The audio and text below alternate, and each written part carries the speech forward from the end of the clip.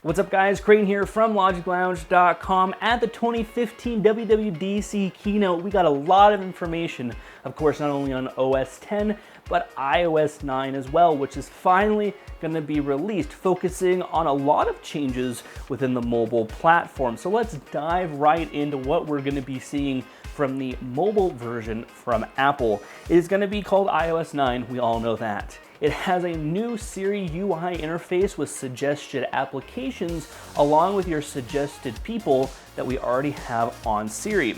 Of course, with that as well, we also have the proactive assistant, which is kind of there to manage your life in a way that you might seem a little bit funny and maybe a little bit privacy invading, such as it knows when you get in your car and want to listen to an audiobook. It picks up on those patterns. Say at around 2:15 every day, you get in your car and drive home and you usually listen to your favorite audiobook. Well, it will detect by the timing and when you plug in headphones and start automatically playing music or your favorite audiobook. So it kind of picks up on those details and are able to do what you want it to do without actually doing anything, which seems kind of weird and awkward, but you know, I'll roll with it.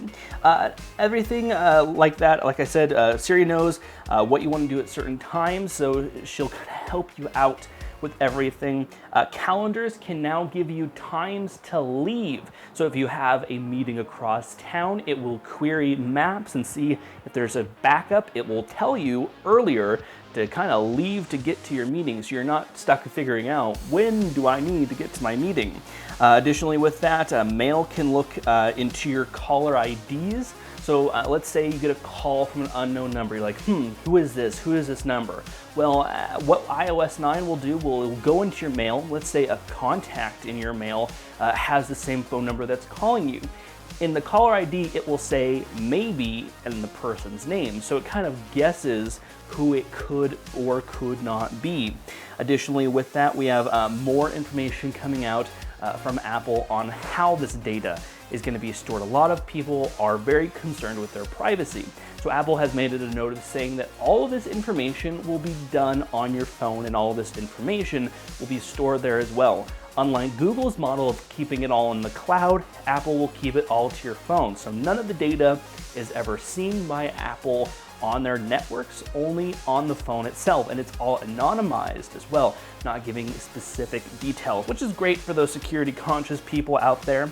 Apple Pay is getting a huge update as well, moving off into the UK starting next month. It will also add store and rewards cards, so not only your debit cards and specific payment cards, but also your rewards cards can now be kept on your device.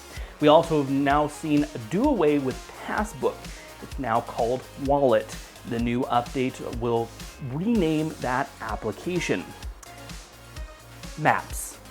We all hate and love Apple Maps. It's great, but it can suck it sometimes because it doesn't know exactly how it's going.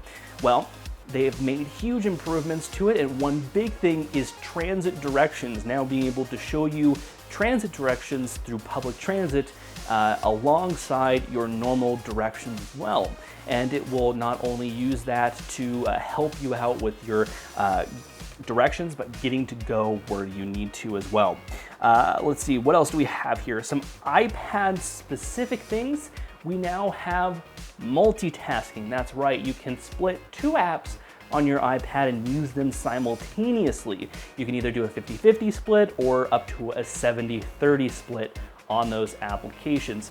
We also have something coming back kind of retro, which is picture-in-picture, allowing you to play video in a small little pip window while you're browsing around your iPad, something that I've actually kind of been wanting on the iPad, because there's a lot of times where I want to watch video content, but I also want to do some surfing around on my iPad while I watch it.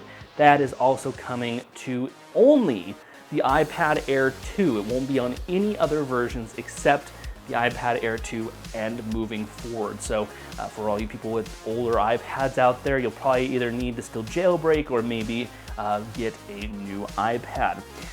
We also have low power mode coming to the iPad.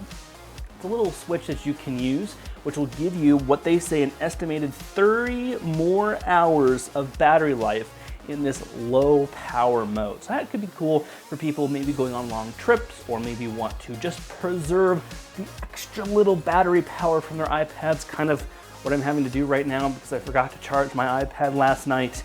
What else do we have here? Oh yes, a new application is coming to iOS 9 called News. This will be a compilation of a lot of different news sites in one application. So Flipboard, watch out, Apple is coming for you. So they've already partnered up with a lot of media sites, and they'll start feeding content into iOS 9. Of course, one huge major announcement is Swift. Swift is the development platform that Apple is using for pretty much iOS 8 and on.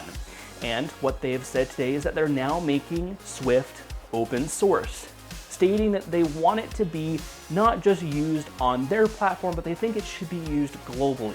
So they're making it open source for everybody, which is great news for developers out there. Now, when can you expect iOS 9? Well, the developer beta starts today. Like all WWDC conferences, their developer betas always start that same day. And we can see a public beta starting in July. That's actually new from Apple, offering a public beta for their software. And of course, the final release will be later on this fall. That's all we can expect from iOS. We have also made a couple other videos on this YouTube channel outlining the new changes to OS X, as well as the new changes to the Apple Watch OS, excuse me, and of course, Apple Music, which is going to be a huge announcement. So watch out for those videos right here on this YouTube channel. We'll see you guys next time. Thank you for the like and subscribe, and we'll see you guys in our next video.